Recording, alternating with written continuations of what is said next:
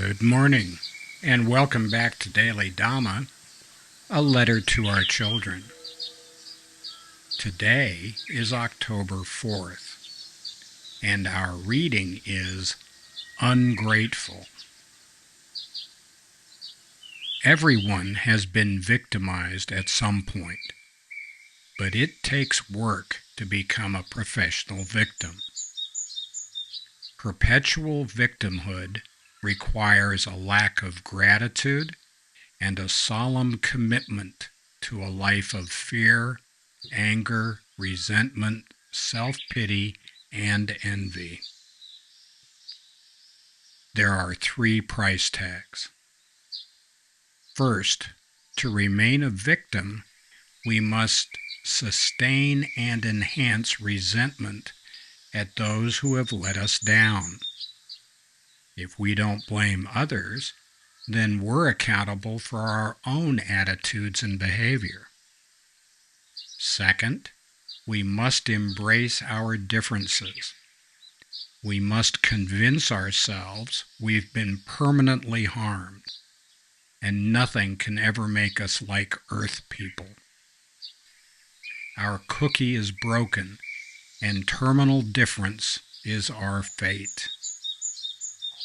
Finally, we must immerse ourselves in intermittent but intense feelings of self-pity. Poor me, I could have been a contender instead of a bum. To some folks, abject helplessness is vastly preferable to the frightening idea that we're responsible for ourselves. If it turns out that life is merely the sum of what has happened to us, that free will is a fantasy, or all this is just neurochemical brain farts, then we are doomed to play the role assigned us forever. In that case, please count us among those whose assigned role is to believe in free will and the dignity of the human spirit. Maybe we're wrong. The noble ones say, not for sure.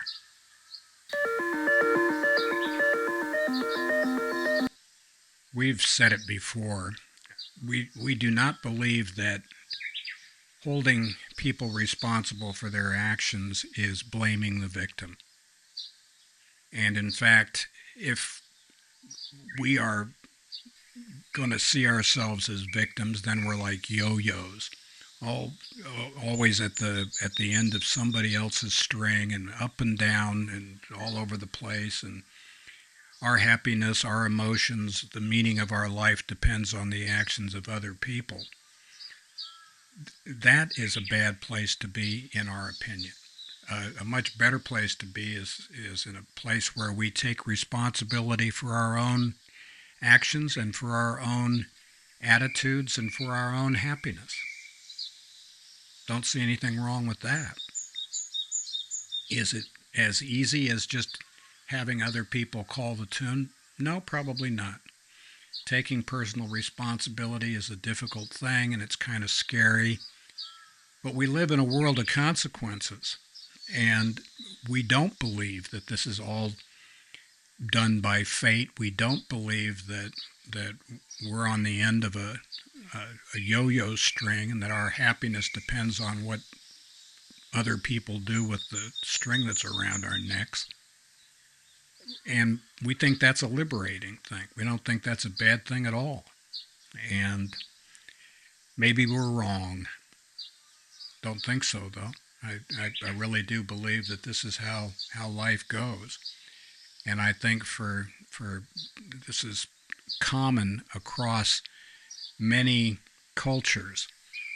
The idea of volitional karmic, K-A-M-M-I-C, formation, that whatever we do has consequences, is not different really from the Christian as you sow, so shall ye reap, or the hippy-dippy, what goes around comes around. At least that's how we see it. Please check the description box for the table of contents of the book, Daily Dhamma, A Letter to Our Children. That's available on Amazon.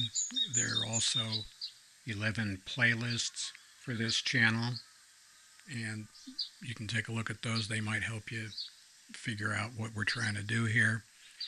And happy trails to you until we meet again.